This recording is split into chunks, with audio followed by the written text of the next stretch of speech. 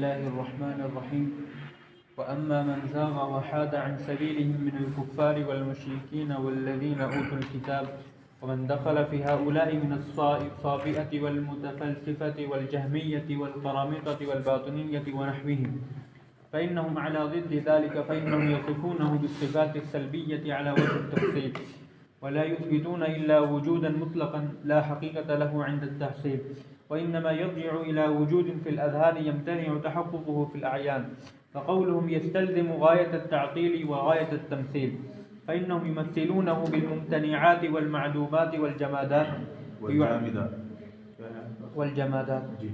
ويعطلون الأسماء والصفات تعطيلا يستلزم نفي الذات، فغلاتهم يسلمون عنه النقيضين فيقولون لا موجود ولا معدوم ولا حي ولا ميت ولا عالم ولا جاهل، لأنهم يزعمون أنهم إذا وصفوه بالإثبات شبهوه بالموجودات، وإذا وصفوه بالنفي شبهوه بالمعدومات فسلبوا النقيضين، وهذا ممتنع في بداهة العقول، وحرفوا ما أنزل الله من الكتاب وما جاء به الرسول، فوقعوا في شر مما فروا منه، فإنهم شبهوه بالممتنعات إذ سلب النقيضين كجمع النقيضين كلاهما من الممتنعات. بارك الله فيكم. الحمد لله رب العالمين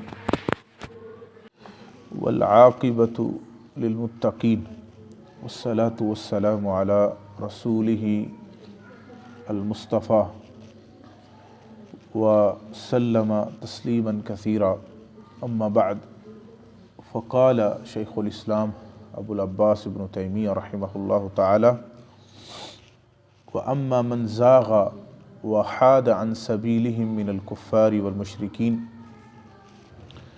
اب رہے وہ لوگ، یہ تو جو پچھلا طرز عمل اور طریقہ تھا وہ رسولوں کا ذکر، یعنی رسولوں کا اللہ سبحانہ و تعالیٰ سے متعلق صفات بیان کرنے کا منہج اور طریقہ، کہ وہ صفات کا اثبات کرتے ہیں اور اس میں تفصیل کرتے ہیں، اور جو نفی اور تنزیہ ہے اس میں اجمال کرتے ہیں، الا یہ کہ جو دو چیزیں میں نے بیان کی تھیں، کہ ایک تو یہ ہے کہ عیب کو رفع کرنے کے لیے اور کمال مدح کے بیان میں پھر تفصیل رسولوں کا طریقہ ہے، ورنہ اثبات اصل ہے، اثبات اصل ہے، اور اس کو وہ مفصل بیان کرتے ہیں۔ یہ اہل سنہ کا طریقہ ہے۔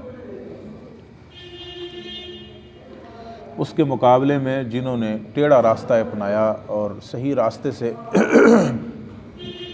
اور خاص طور پہ رسولوں کے راستے سے ہٹ گئے، من الکفار والمشرکین، کافروں اور مشرکوں میں سے، والذین اوتوا الکتاب، جنہیں کتاب عطا کی گئی، دی گئی، یہ وہ لوگ ہیں، ومن دخل فی ہؤلاء من الصابئہ، اور ان میں وہ لوگ بھی شامل ہیں جو صابی ہیں۔ صابی کہا جاتا ہے کہ ان میں کچھ مومن بھی تھے، جیسے یہودی اور عیسائیوں میں شروع میں کچھ لوگ یعنی اصل دین پر تھے، بعد میں ان کا دین بدل گیا، تو صابئین جو ہے حقیقت میں یہ ابراہیم علیہ السلام کی قوم سے تھے۔ ان میں کچھ توحید پر کاربند بھی تھے اور شرک کے راستے پر بھی چلے۔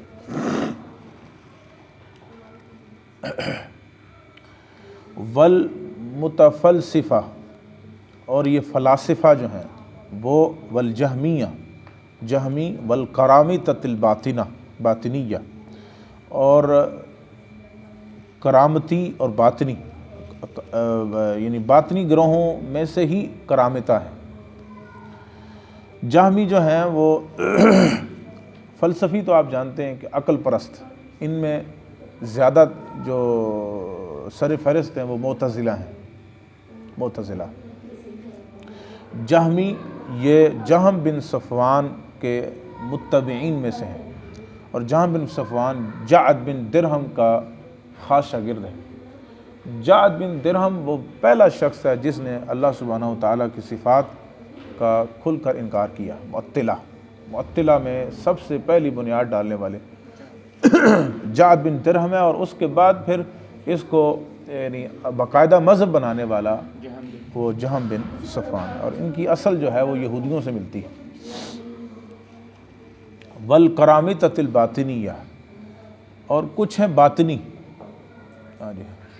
صوفی لوگ، صوفی،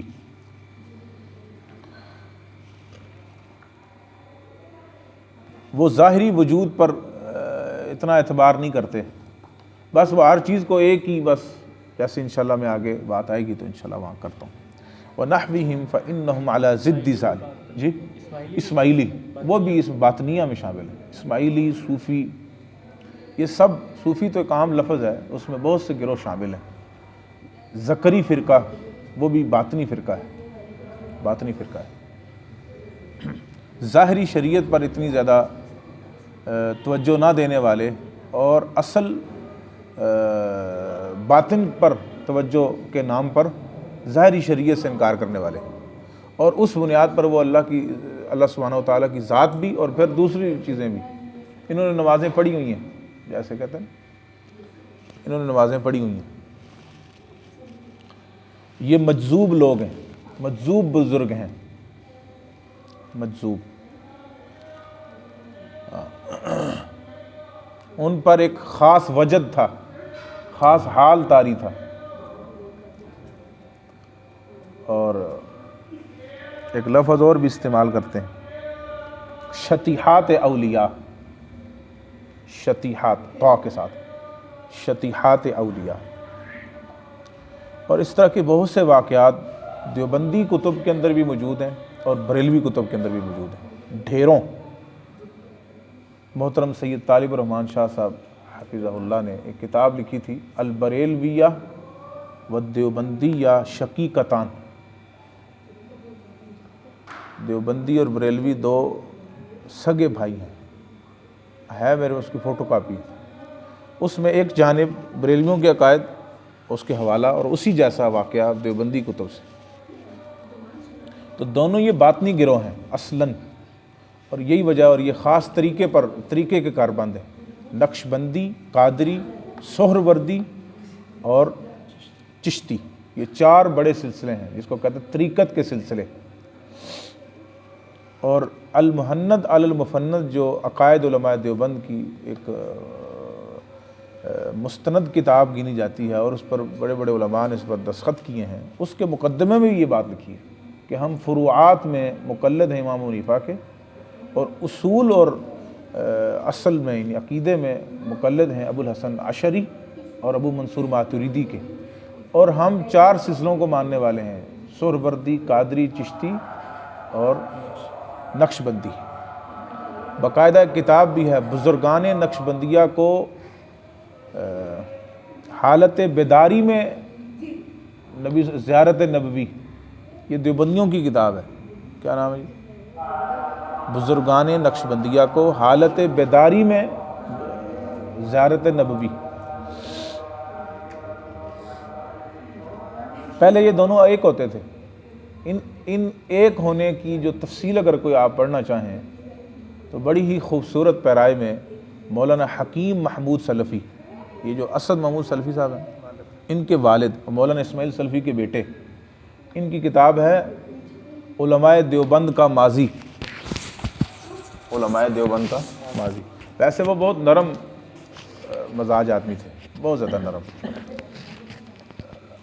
انتہائی نرم مزاج آدمی تھے، لیکن ہوا کیا کہ دیوبندی اصلاً شرارتی واقع ہوئے ہیں، اصلاً شرارتی واقع ہوئے ہیں، اور حدیث کی دشمنی بھی ان میں بہت زیادہ ہے بریلویوں کے مقابلے میں۔ بریلویوں کا شرک وہ واضح ہے، وہ بھی اہل بدع میں سے ہیں، اہل شرک میں سے ہیں، لیکن دیوبندیوں کی جو حدیث دشمنی ہے وہ بہت واضح ہے، یہی وجہ ہے کہ وہ اہل حدیث سے بہت سخت دشمنی رکھتے ہیں۔ تو جو ان کے حق میں نرم بھی ہونا، ان کو بھی شرارت کرنے سے باز نہیں آتے، یہ ان کا پرانا وتیرہ ہے اور ہمارا اس پر تجربہ بھی ہے۔ تو مولانا حکیم محمود سلفی رحمہ اللہ بہت نرم مزاج آدمی تھے ان لوگوں کے حق میں بھی، حتیٰ کہ اس کتاب میں بھی انہوں نے بہت نرمی کے الفاظ بھی استعمال کیے۔ تو اس کے آگے بھی کہانی جو ہوئی وہ بھی میں بیان کرتا ہوں، لیکن فی الحال اس تک تو انہوں نے جب یہ دیکھا کہ ہم ہی حق پر ہیں، اہل حدیث باطل پر ہیں، اس طرح کی شور شرابہ ڈالنا شروع کر دیا اور حکیم محمود کو بہت تنگ کیا۔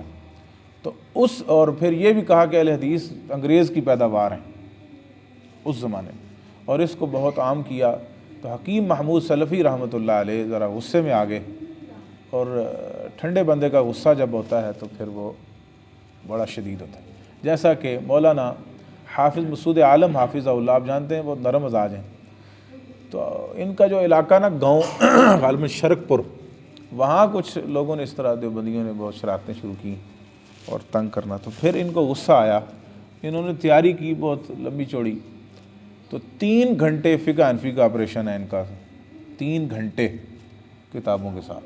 حافظ مسعود عالم، آپ اس چیز کا ہے یعنی کیا کہتے ہیں تسلیم کر سکتے ہیں یا اس کو جان سکتے ہیں کہ ایسا بھی ہو سکتا ہے؟ اب معلوم نہیں کہ وہ نیٹ پر ہو یا نہیں، لیکن اس کی 3 کیسٹیں میں نے خود دیکھی ہیں اور اس کا کچھ حصہ سنا بھی تھا. تو ان کے بعد شاگردوں کے پاس وہ موجود بھی ہے لیکن وہ پرانا ہے. تو ٹھنڈے اور نرم مزاج آدمی کو جب غصہ آتا ہے اور وہ پھر اس کا اظہار پھر بڑے سخت انداز میں وہ کرتا ہے. تو یہ 2 مثالیں، ایک کتابی شکل میں اور ایک تقریری شکل میں جو ہمارے سامنے ہیں. تو علماء دیوبند کا ماضی پھر مولانا حکیم محمود سلفی رحمۃ اللہ نے لکھی، اس کی نئی طبع بھی ابھی شائع ہوئی ہے مکرم مسجد سے، ابھی وہ بھی ہے میرے پاس، پرانی طبع بھی ہے اور نئی طبع بھی ابھی تازہ شائع ہوئی. تازہ سے مراد یعنی کوئی 6 ماہ ہوئے ہوں گے یا 7 ماہ. اچھا، بہرحال تو وہ اس میں آپ کو دیوبندی اور بریلوی کا آپس میں اکٹھ ہونا اور پھر ان کا جدا ہونے کی پوری تفصیل مولانا حکیم محمود سلفی رحمۃ اللہ علیہ نے ذکر کی ہے. یہ دونوں اکٹھے عیدیں پڑھتے تھے، اکٹھے نمازیں وغیرہ سب کچھ. تو مولانا قاسم ننوتوی جو دارالعلوم دیوبند کے بانیوں میں سے بھی ہیں اور محتمم بھی تھے، ہاں جی، ان کی کتاب بھی ہے تحذیر الناس اور مختلف سوانح قاسمی کے نام سے 2 جلدوں میں اور 3 حصوں پر مشتمل موٹی تازی کتاب ان کی سیرت پر بھی لکھی گئی ہے، سوانح قاسمی. ٹھیک ہے جی. تو بات کہیں اور ہی نہ چلی جائے، تو یہ رکنے والا باب نہیں ہے، یہ تو بات سے بات نکلتی ہے. ارواح ثلاثہ یعنی حکایات اولیاء کتاب ہے مولانا اشرف علی تھانوی صاحب کی، حکیم الامت ان کے ہاں جو گنے جاتے ہیں. انہوں نے لکھا ہے کہ ایک دفعہ نبی صلی اللہ علیہ وسلم بذات خود دارالعلوم دیوبند آئے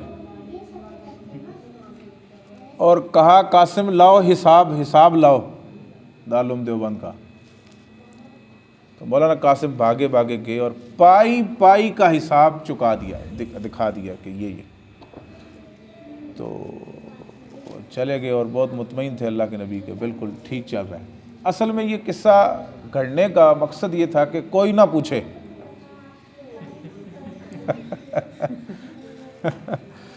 یعنی کسی کو یہ جرت نہ ہو کہ وہ، اور دارالعلوم دیوبند آنے کے قصے 1 سے زائد درج ہیں اس میں، اور تذکرۃ الرشید میں اور سوانح قاسمی میں 1 سے زائد درج ہیں اللہ کے نبی کا دارالعلوم دیوبند آنا. اور ایک دفعہ آئے بھی اور مناظرے سے بھی روکا، مناظرہ نہیں کرنا، اور بھی اس طرح اور بہت سی ایسے واقعات موجود ہیں. یہ باب میں کھول نہیں رہا ہوں اس لیے کہ اور پھر وہ یادیں تازہ ہو جاتی ہیں اور پھر وہ حوالہ جات ایسے سامنے آئے. تو بات بہرحال دور نکل گئی. تو دیوبندی اور بریلویوں کا اکٹھ ہونا اور پھر جدا ہونے کا جو قصہ لکھا ہے مولانا حکیم محمود سلفی رحمۃ اللہ علیہ نے، وہ بڑا ہی پر لطف ہے. مولانا قاسم ننوتوی جو دارالعلوم دیوبند کے محتمم اور بانیوں میں سے ہیں، وہ یہ کہنے لگے کہ امکان کذب باری تعالی، یہ مسئلہ اٹھا اس وقت، امکان کذب باری تعالی، اور یہ مسئلہ تذکرۃ الرشید میں بھی موجود ہے، سوانح قاسمی میں موجود ہے، اور بھی بہت سی کتابوں میں. مولانا قاسم ننوتوی اور عبدالرشید گنگوہی، یہ دونوں کا آپس میں مطلب بہت تعلق بھی تھا. ٹھیک ہے جی. تو ان دونوں کا یہ موقف تھا. تذکرۃ الرشید میں تو لکھا ہوا بھی ہے امکان کذب باری تعالیٰ پر بھرپور، اور بریلوی اس کے سخت خلاف تھے نا. پھر ایک اور مسئلہ بھی قاسم ننوتوی صاحب کا یہ ہے کہ بالفرض، تحذیر الناس میں لکھا ہے، یہ ان کی اپنی کتاب ہے، رسالہ ہے میرے پاس، اس میں لکھا ہے بالفرض نبی صلی اللہ علیہ وسلم کے بعد کوئی نبی آ بھی جائے تب بھی آپ صلی اللہ علیہ وسلم کے خاتمیت نبوت پر فرق نہیں پڑتا۔ بھائی یہ امکان آنے کا اور پھر یہ کہنا کہ فرق نہیں پڑتا خاتمیت پر، تو یہی تو قادیانی کہتے ہیں، یہی تو قادیانی کہتے ہیں کہ ذلی نبی ہے، بروزی نبی ہے، ماتحت نبی ہے، خاتم میں نبوت یا ختم نبوت تو وہی تھے، اصل آخری نبی وہی ہیں، یہ ان کے ماتحت ہیں۔ یہی وجہ ہے کہ جب قادیانیوں کو کافر قرار دیا گیا نا، تو قادیانیوں کا غالباً جو مرزا طاہر تھا چوتھا خلیفہ، اس نے عدالت میں یہی حوالہ پیش کیا تھا قاسم نوتی کا، یہی حوالہ پیش کیا تھا، یہی حوالہ۔ اور قادیانیوں کی ایک دو کتابیں میرے پاس ہیں، سب نے یہ حوالہ نقل کیا ہوا ہے قاسم نوتی کا، قادیانی نقل کرتا ہے اس کو، بہترین انہوں نے بطور حوالے کے پیش کرتے ہیں قادیانی تمام۔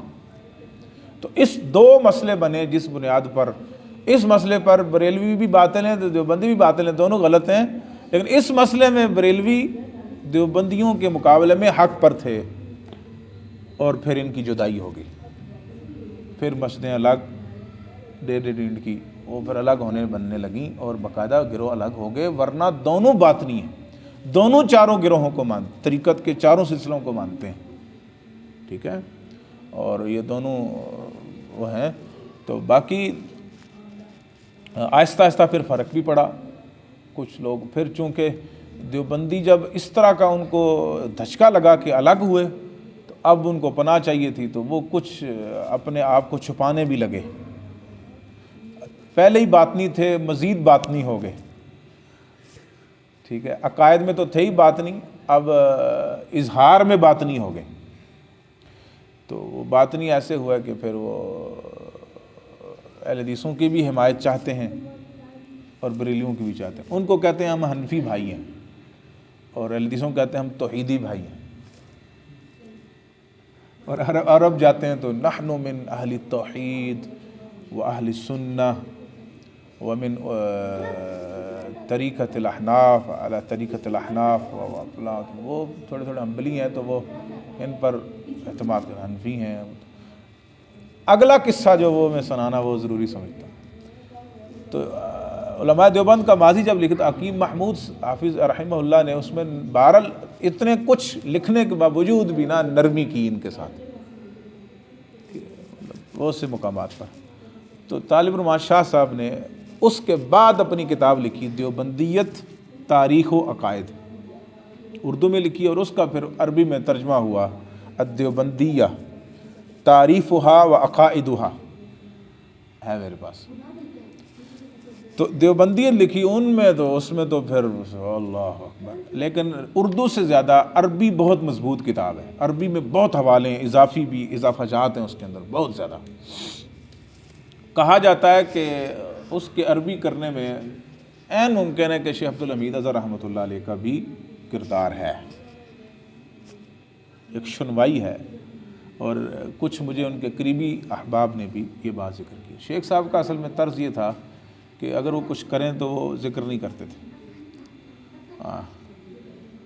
کسی نے کہا کہ آپ کو پتہ ہے شیخ صاحب، میرے سامنے کی بات ہے، شیخ صاحب بتا طاہر القادری کو ایک اہل حدیث نے مقالہ لکھ کے دیا تھا ڈاکٹریٹ کا، کہتے ہیں یا تو لکھتا نہ تو یا بتائے نہ، آپ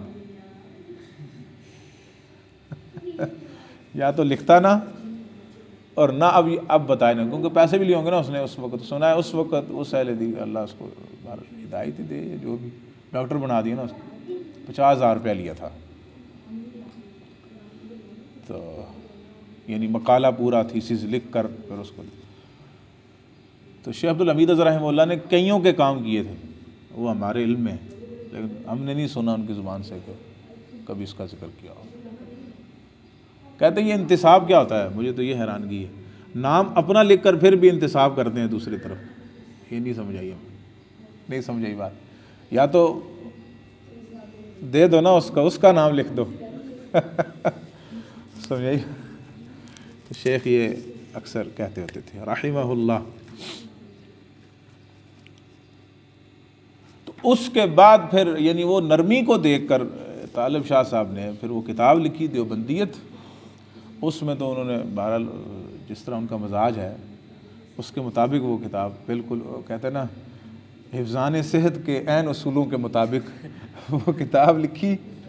اس کا جب عربی ترجمہ ہوا اور وہ عرب میں چھپا، یقین جانیں دیوبندیوں کو عرب کے دفتروں سے نکال دیا انہوں نے، اور بڑے بڑے اداروں پر بڑے بڑے عہدوں پر تھے وہ لوگ، سب کو صوفی، بس یہ صوفی لفظ بول کر انہوں نے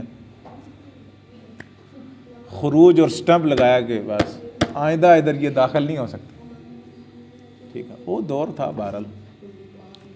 تو اس کے بعد طالب رحمان شاہ صاحب نے جماعت التبلیغ لکھی ہے کتاب، جماعت التبلیغ، اس کا اردو ترجمہ بھی ہوا ہے، وہ بھی چھپی وہاں سے.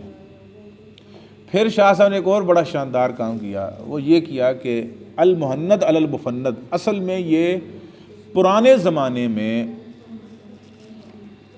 عرب علماء کی ان دیوبندیوں سے سوالات تھے اور ان کے جوابات ہیں، یہ المہند المفند.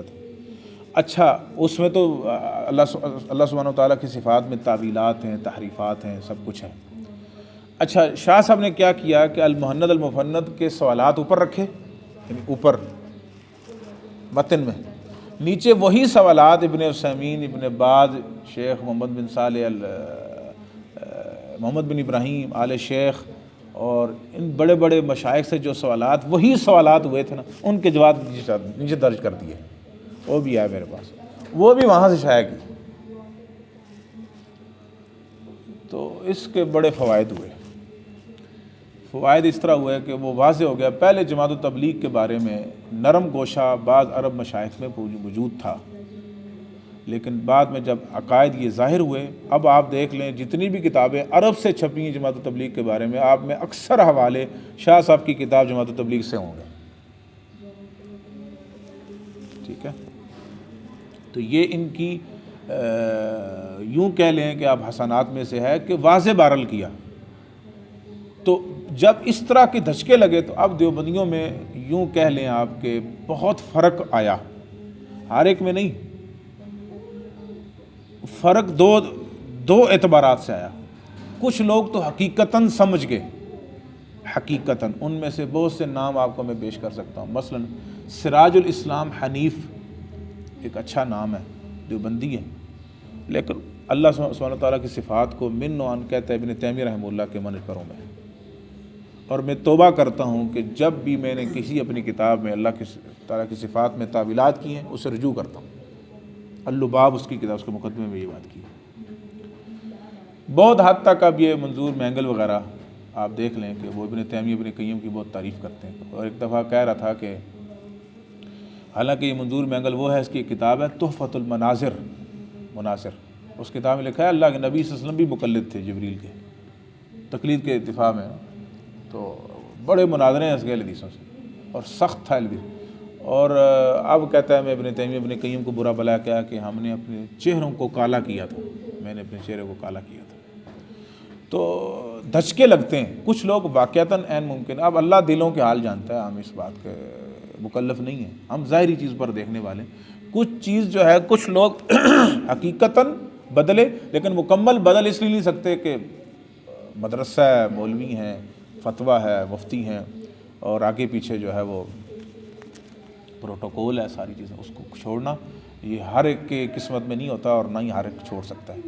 مکمل ہدایت اللہ سبحانہ تعالیٰ کے ہاتھ میں بھی ہے، اور پھر یہ جرت بھی اصل یہ اللہ تعالیٰ کے ہاتھ میں ہے کہ وہ دے کسی کو. تو بہرحال یہ اہل سنت میں تو ہم ان کو شامل نہیں کرتے، لیکن یعنی اہل سنت سے مراد یعنی اہل حدیث کے جو دائرہ کار ہیں. اہل سنت کی دو تعبیرات ہیں، ایک ہے روافظ کے مقابلے میں اہل سنت، روافظ کے مقابلے میں اہل سنت، اس میں اشاعرہ بھی اہل سنت آئیں گے اور اہل حدیث بھی اہل سنت آئیں گے، اور ماتریدیہ بھی، یعنی یہ گروہ ہیں. بات سمجھ رہے میری بات؟ یعنی روافظ کے مقابلے میں. لیکن اگر علی منہج السلف یعنی علی منہج الصحابہ و طریقتہم، تو وہ صرف اہل حدیث ہے الحمدللہ. یہ یاد رکھیں، آپ سمجھ رہے ہیں نا بات، جن کے عقائد درست ہیں چاہے وہ دنیا کے کسی بھی کونے میں ہو. تو اہل السنہ کے جو عمومی جو رجحانات ہیں وہ اصل تو عقیدہ ہے. تو یہ اصلاً تو یہ اشاعرہ سے تعلق ہے ان کا، ماتریدیہ سے تعلق، اور مکمل طور پہ اہل حدیث بھی نہیں ہوئے، یعنی اہل سنت میں داخل، یہ ظاہری بھی ٹھیک ہوئے ہیں نا، مکمل نہیں ٹھیک ہوئے، اور کچھ لوگ مجبوراً بھی ٹھیک ہو رہے ہیں۔ اس کی وجہ یہ ہے کہ وہ عبدالرشید رحمۃ اللہ علیہ کہا کرتے تھے کہ اہل حدیث ماڈرن مذہب ہے، مطلب ان کا ایک انداز ہوتا تھا، کیوں کہ یہ ہر دور کے ساتھ چلنے والا ہے، اس میں اتنی وسعت اللہ تعالیٰ نے رکھ دی کہ کوئی دور اس کو کوئی اتنی مجبوریاں نہیں بنے گی کہ یہ اپنا دین بدل دیں۔ ان کا پہلے بھی فتویٰ وہی تھا، آج بھی وہی، آئندہ بھی وہی رہے گا۔ اس میں الحمدللہ ہر دور میں اس کے تقاضوں کو پورا کرنے کی صلاحیت موجود ہے، اور ان کے اصول و ضوابط ایسے ہیں۔ یہ کوئی مقلد لوگ تھوڑی ہیں کہ ایک عرصے کے لیے تقلید کریں، اگلے عرصے میں چھوڑ دیں۔ جیسے تقی عثمانی صاحب نے کتاب لکھی ہے تقلید کی شرعی حیثیت، تو اس میں لکھا ہے کہ یہ جو تقلید شخصی تھی یہ انتظامی فتویٰ تھا، شرعی حکم نہیں تھا۔ تو پھر اتنی موٹی کتاب تو ختم ہوگی نا، ایسے اس کو آگ لگاؤ کہیں جا کر۔ مطلب تقلید کی شرعی حیثیت لکھ کر اس میں یہ خود لکھا کہ انتظامی فتویٰ تھا، تو شرعی حیثیت اس کی ختم کر دی نا، خود ہی ختم کر دی نا۔ باقی رہ گئی کہ تقلید مطلق، تو وہ کسی حد تک تو ہر ایک کی قبول کر رہا ہے۔ مثلا وہ ہم بھی لفظ آپ تقلید مطلق کا دے دیں اور ہم کہیں کہ وہ منہج سلف ہے یا فہم سلف ہے، عمومی ہم ان کے فہم کو لے کر قرآن و سنت کو سمجھتے ہیں، اس کو آپ تقلید کہہ لیں یا جو بھی پتہ نہیں کہہ لیں یا جو بھی نام دے لیں۔ تقلید مطلق کا تو اتنا مسئلہ ہی کوئی نہیں نا، اصل تو جھگڑا جو تھا وہ تقلید شخصی پر ہے۔ آپ سمجھے نا بات؟ تو یہ ساری بات وہ آپ اس کتاب کو دیکھیں نا۔ اچھا، پھر اس میں مثالیں دیں تقی عثمانی صاحب نے، مثالیں کے السلام ورحمۃ اللہ وبرکاتہ، مثالیں یہ دیں کہ ہمارا مسلک حق اور سچ ہے، لیکن عین ممکن ہے دوسرے کا بھی ٹھیک ہو، باطل ہونے کے باوجود بھی وہ بھی ٹھیک ہو سکتا ہے، اور دوسرے کا مطلب باطل ہے اور عین ممکن ہے کہ ہمارا بھی کوئی مسئلہ غلط ہو۔ یہی وجہ ہے پھر انہوں نے مثالیں دیں۔ حنفیوں نے یہ مسائل امام حنیفہ کی کو چھوڑ کر مالکیوں کے اختیار کیے ہیں، شافیوں کے اختیار کیے ہیں، حنبلیوں کے اختیار کیے ہیں، تو پھر تقلید شخصی تو نہ رہی نا۔ حتیٰ کہ خود شاگردوں نے امام حنیفہ رحمۃ اللہ علیہ کی مخالفت کی۔ ایک کتاب ہے نا، ایک احمد سید ملتانی کا ایک بیٹا ہے، پتہ نہیں کیا ہے وہ، ثاقب، نہیں کیا وہ ثاقب نام آتا ہے اس کا، آخر تو دوبارہ واپس چلا گیا، عصمت اللہ ثاقب، وہ آپ کے علاقے میں ڈیری حسن آباد میں بھی ایک دفعہ تقریر کر کے گیا، پتہ نہیں کس مسجد میں، تو وہ تقریر وہ حدیث ہوا کچھ عرصے، تو یہ لوگ جادو کے منکر ہیں بالکل،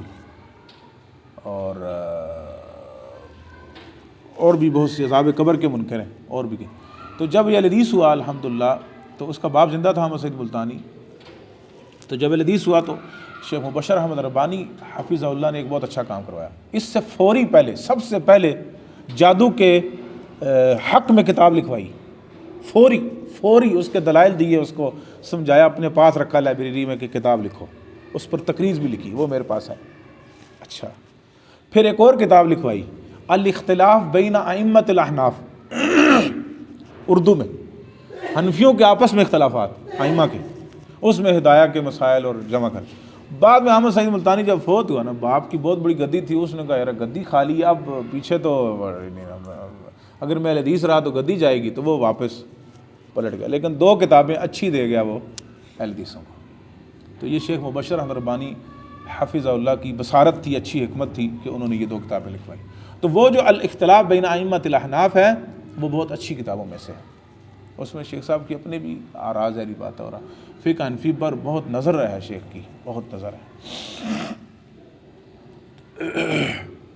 تو بات بڑی ادھر ادھر چلی گئی، تو واپس آتے ہیں انشاءاللہ۔ تو یہ معاملہ ہے۔ اب کچھ لوگ مجبوراً ٹھیک ہو رہے ہیں، مجبوری، حقیقتاً ٹھیک نہیں۔ یہی وجہ تک کہ عثمانی صاحب نے بھائی کا جنازہ پڑھایا تو سورہ فاتحہ پڑھنی چاہیے، اور بعد میں دیوبندی ہی آپس میں لڑ پڑے۔ ایک نے کہا نہیں، وہ بطور ثنا تھی، کیونکہ یہ کہہ دینا کہ سورہ فاتحہ پڑھ سکتے ہیں لیکن جنازے میں، لیکن بطور ثنا، بطور قرات نہیں۔ تو ایک دیوبندی نے کہا کہ وہ بطور ثنا تھی، تو اس کے شاگرد کہتے ہیں ثنا سنو کوئی نہیں تھے، اللہ تقی عثمانی صاحب اس کو سنت سمجھتے ہیں۔ سمجھائی میری بات آپ کو؟ تو آپس میں ان کا جھگڑا ہو گیا، حالانکہ یہی وہ مسئلہ تھا جس پر مناظرے ہوتے رہے۔ اہل حدیث اور حنفیوں کی۔ تو کچھ لوگ مجبوری بھی ٹھیک، اور یعنی ان کو اب اصل میں معلوم ہو پا رہا ہے کہ ایک وقت تھا کہ ہدایہ کو سب سے بڑھ کر سمجھا جاتا تھا، اور جو ہدایہ پڑھاتا تھا اس کے گھر کے اوپر جھنڈا لہرایا جاتا تھا، لیکن اب وقت آیا کہ پھر مجبوراً ان کو احادیث پڑھانی پڑی، مدارس میں شامل کرنی پڑی۔ اب اگلا دور ہے وہ یہ ہے کہ اب پہلے لکھا جاتا تھا کہ جس طرح لا الہ الا اللہ، علم الفقہ کتاب ہے عبد الشکور لکھنوی کی، اس کے شروع میں لکھا ہے کہ یہ کتاب ہر گھر کی ضرورت ہے، اور اس میں کوئی حدیث کے حوالے نہیں ہیں، سارے فقہ کے حوالے ہیں، اور اس میں بڑے عجیب و گندے بھی حوالے ہیں، وہ بیان استغفر اللہ۔ تو کہنے کی بات یہ ہے کہ اس کو یہ کہ اور پھر فقہ، اب بازاروں میں کیا ملتی تھی کتاب؟ نماز حنفی۔ اب تبدیلی آپ دیکھیں، ایک کتاب ہے نماز پیغمبر جمیل احمد نظیری کی، جمیل وہ بھی ہے میرے پاس، اس کا جواب بھی شاہ بیاری صاحب نے دیا تھا اردو میں۔ جمیل احمد نظیری، اس کے سر ورق پہ لکھا ہوا ہے، اس میں جتنے حوالہ جات ہیں وہ سب قرآن و حدیث اور صحابہ کے آثار سے نقل کیے گئے، اور نیچے لکھا ہوا ہے برخلاف فقہ حنفی کے حوالہ، اس میں فقہ حنفی کے حوالے نہیں ہیں، بدل گئے، مجبوری بدلنا پڑا ان کو۔ اسی طرح نماز مدلل ایک کتاب ہے، نماز ملتانی، خرم ملتانی کیا مفتی، اس کی کتاب۔ اس طرح کہنے کی بات یہ ہے کہ آہستہ آہستہ ان میں، جس طرح نماز مسنون کتاب ہے، نماز مسنون صوفی عبد الحمید سواتی کی، سرفراز خان صفدر کے بھائی کی، ٹھیک ہے، اور سرفراز خان صفدر جب فوت ہوئے تو ان کے سیرت پر کتاب چھپی، بہت موٹا رسالہ ہے میرے پاس ہے، اور اس میں اپنے بھائی کو وہ بدتی کہتے تھے، یہ صوفی تھا نا، صوفی عبد الحمید سواتی۔ تو اس طرح کی تبدیلیاں، اب حالات ایسے ہیں، میں ساری تفصیل بیان کرنے کا مقصد یہ ہے کہ پہلے بیٹا ان لوگوں کا رد کرنا آسان تھا، اب وہ آپ ہی کی شکل میں ظاہر ہو رہے ہیں، مطلب وہ کیا کریں گے؟ باطل روایات پیش کریں گے، باطل استدلال سامنے لائیں گے، قرآن پڑھ کر باطل استدلال ظاہر کریں گے، حدیث پڑھ کر باطل استدلال ظاہر کریں گے۔ اب علم حدیث میں محنت کی شدید حاجت ہے، علم حدیث میں محنت کی شدید حاجت ہے، اور دو چیزوں میں اس وقت، دو علوم میں خاص مہارت کی انتہائی اشد حاجت ہے، وہ کیا ہے؟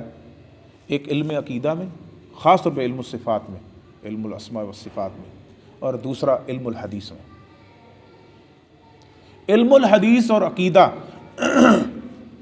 کیونکہ اب کثرت سے آپ کے معاشرے میں ایسی کتابیں نہیں بلکہ پوری دنیا میں دو عقائد کا آپس میں ٹکراؤ ہے، ایک سلف صالحین کے عقائد کے ساتھ، اور دوسرا، اور تفویض کو پھیلایا جا رہا ہے، تفویض کو عام کیا جا رہا ہے، انشاءاللہ آگے آئے گی بات، انشاءاللہ مفوضہ کی تفویض کو عام کیا، اس پر خوب مہارت حاصل کرنے کی، اور اس پر کیونکہ وہ قرآن کی آیتیں پڑھتے ہیں اور پھر اس کو سلف صالحین کا منہج قرار دیتے ہیں، اسی زبان میں بات کرنے کی کوشش کر رہے ہیں جس زبان میں آپ کرتے رہے آپ اب تک۔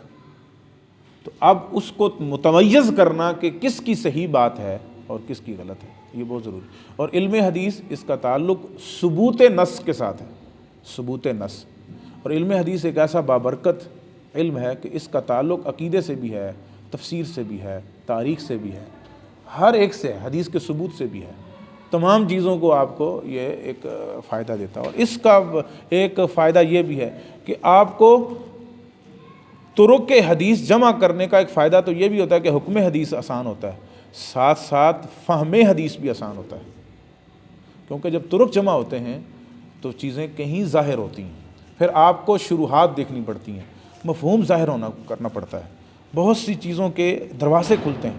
یہی وجہ ہے علم حدیث کا شغف رکھنے والا عالم، وہ آپ دیکھیں گے کہ وہ بہت سے علوم میں ایک ہی وقت میں یعنی وہ نظر رکھ رہا ہوتا ہے، گو کہ اسے چاہیے کہ وہ ایک علم میں رہے، ہاں اگر دوسرے کسی میں وہ مہارت حاصل کر سکتا ہے تو کرے، ورنہ ایک میں رہے، وہ ایک الگ بات ہے، لیکن اس کی نظر جو ہے وہ سب پر آتی ہے۔ اس کی وجہ یہ ہے کہ علم حدیث انسان کو سیر کرواتا ہے تمام علوم کی، اور اس کا تعلق، یہی وجہ ہے کہ اس کو کہا جاتا ہے کہ یہ خادم العلوم ہے، یہ علم خادم العلوم الاسلامیہ ہے۔ اللہ ہمیں اس کی توفیق دے. جی بہت آج نا بات ادھر ادھر چلی گئی، بس تھوڑا سا ہم آج بس جلدی. فَإِنَّهُمْ عَلَى ضِدِّ ذَلِكَ فَإِنَّهُمْ يَصِفُونَهُ بِالصِّفَاتِ السَّلْبِيَّةِ عَلَى وَجْهِ التَّفْصِيل. یہ جو لوگ ہیں یعنی جو کفار و مشرکین، اور انہی میں پھر شامل سابعہ یا صائبہ، متفلسفہ، فلاسفہ، جہمیہ، کرامتہ، باطنیہ، یہ اللہ سبحانہ و تعالیٰ کی صفات کو کس طرح سلبی صفات کے ساتھ اللہ تعالیٰ کو متصف کرتے ہیں، یعنی منزہ نہیں. آگے بات آ رہی ہے. ایک ہے اہل سنہ کا منہج کہ اللہ سبحانہ و تعالیٰ کو ان تمام صفات سے منزہ قرار دیتے ہیں جو مشرکین اللہ یا اللہ کے دشمن اللہ سبحانہ و تعالیٰ کو متصف کرتے ہیں. اللہ تو ان سے پاک ہے. تعالی عما یصفون، تعالی اللہ عما یصفون. ٹھیک ہے، تو اس سے ایک وہ ہے. لیکن یہ منفی صفات کو، صفات سلبیہ کو دور کرتے ہیں جو عین اللہ میں موجود ہیں، ان صفات سے بھی اللہ کو منزہ قرار دیتے ہیں، یہ مراد ہے. اور علی وجہ تفصیل، جی ولا یثبتون الا وجودا، جی تنزیہ تعطیل، یہ لفظ بالکل اچھا ہے، بالکل بارک اللہ فیکم. تنزیہ تعطیل، وہ اللہ سبحانہ و تعالیٰ کو ایک وجود مطلق قرار دیتے ہیں. وجود مطلق کیا ہوتا ہے؟ بس وجود ہے. آگے ابن تیمیہ کا جس کا خارج میں کچھ بھی نہیں ہے. مثلا آپ ایک چیز کو سوچیں، ویسے سوچیں، لیکن خارج میں اس کا کچھ وجود، ایک ہے خارج میں آپ کو نظر آئے، یہ ضروری نہیں ہے. کوئی وجود، اس کا وجود ہوتا ہے. مثلا ہوا کو آپ سوچیں، لیکن وجود تو ہے نا خارج میں اس کا، لیکن نظر نہیں آتی آپ کو. ایک ہے کسی چیز کا نظر نہ آنا، یہ سوال نہیں ہے، بحث یہ نہیں ہے. بحث یہ ہے کہ ایک ویسی آپ ذہن میں وجود مطلق سوچ لیں، لیکن خارج از ذہن اس کا کوئی وجود نہ ہو، اس کا حاصل وجود ہی نہ کچھ ہو. سمجھ رہی بات آپ؟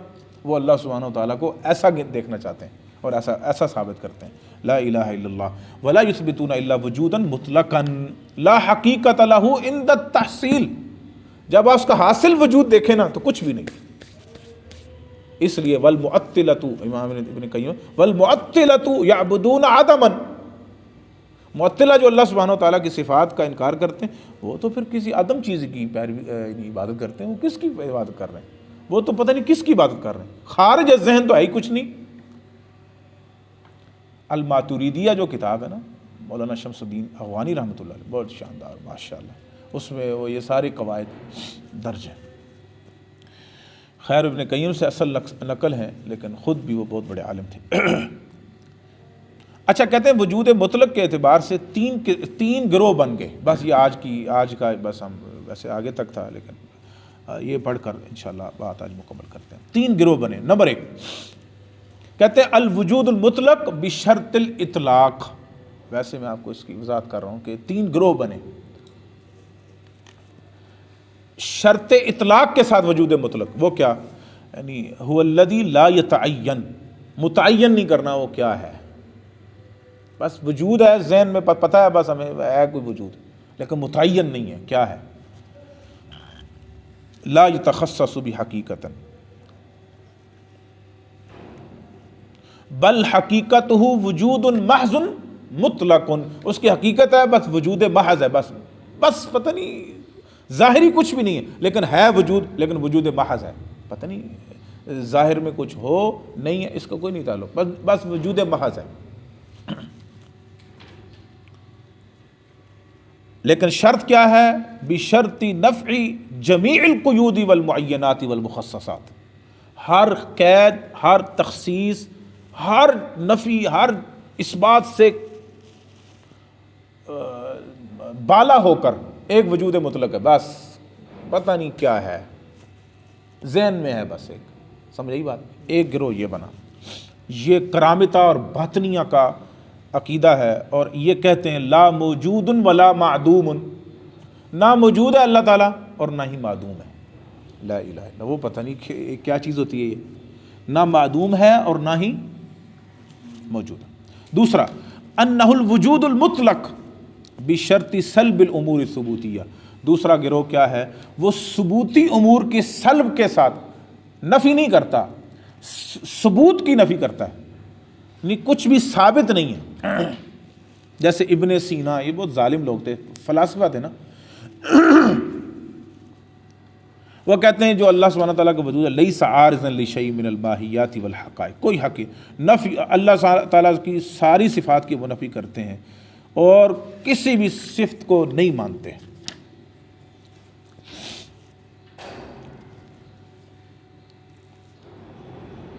وہ اللہ تعالیٰ کی صفات کی بھی نفی کرتے ہیں بلکہ اللہ کے وجود کی بھی نفی کرتے ہیں۔ یہ تو پہلے سے بھی زیادہ دور کی بات ہوئی نا، دور کی کوڑی ہوئی۔ پہلے کہتے ہیں نہ موجود ہے نہ معدوم ہے، اور یہ کہتے ہیں کہ اللہ کا وجود بھی نہیں ہے، اللہ کی مطلب نفی، سلب کرتے ہیں ہر چیز کو، اللہ کی صفات کی بھی نفی، اللہ کی وجود کی بھی نفی۔ ابن سینا اور یہ تمام فلاسفہ یہ کہتے ہیں۔ تیسرا گروہ وہ کہتے ہیں الوجود المطلق لا بشرط الاطلاق، شرط اطلاق کے ساتھ نہیں ہے لیکن وجود مطلق۔ وہ کیا ہے؟ یہ ملحد لوگوں کا، صوفی لوگوں کا یہ عقیدہ، جیسے وہ کہتے ہیں ہر چیز ہی اللہ ہے، ہر چیز ہی اللہ، جیسے ابن عربی وغیرہ کا قول ہے۔ ابن عربی، ابن سبعین، تمام مخلوقات کو عین اللہ قرار دینا، اور اس کی مثال میں نے آپ کو بتایا نا، دیوبندی بھی باطنی ہے، دیوبندیوں کی کتاب ہے امداد اللہ مہاجر مکی، جو اس شیخ الطائفہ جن کو گنا جاتا ہے، کرامات امدادیہ، اس میں 2 مثالیں دی ہیں وحدت الوجود کی۔ وہ کہتے ہیں جیسے ایک بیج ہے نا، اللہ فرماتا ہے کنت کنزم مخفیا، ایسے باطل جھوٹی موٹی حدیث گھڑی اور کہا، حدیث قدسی ہے کہ میں مخفی خزانہ تھا، میں نے چاہا کہ میں ظاہر ہوں تو میں نے مخلوقات کی شکل میں ظاہر ہو گیا، یہ چرند پرند انسان درندے، اللہ اعوذ باللہ، یہ سب اللہ کی مختلف شکلیں ہیں، یہ عین الموجودات، یعنی یہ عین اللہ ہے، نعوذ باللہ من ذالک۔ وہ مثال کیا دی، جیسے بیج ہے، بیج زمین میں بویا جائے تو اس سے تنا نکلتا ہے، پھل لگ جاتے ہیں، تنے کا ذائقہ الگ ہے، پھلوں کا الگ ہے، پتوں کا الگ ہے، لیکن نکلے کہاں سے ہیں؟ بیج سے۔ بیج چھپ گیا، کنت کنزم مخفیا، اور باقی ساری چیزیں ظاہر ہو گئی، یہ ساری مخلوقات عین اللہ ہے۔ دوسری مثال انہوں نے دی، دیکھو پانی ہے نا، پانی کو ابالو تو بھاپ بن جاتی ہے، ٹھنڈا کرو تو برف بن جاتی ہے، اصل ہے کیا چیز؟ پانی۔ ابالو تو بھاپ بن جاتی ہے اور اسی کو ٹھنڈا کرو تو برف بن جاتی ہے، لہذا سب کچھ کیا ہوا؟ اللہ، پانی سے ہی نکلا نا، بھاپ بھی پانی ہے اور برف بھی پانی ہے۔ یہ 2 مثالیں دی ہیں امداد اللہ مہاجر مکی نے۔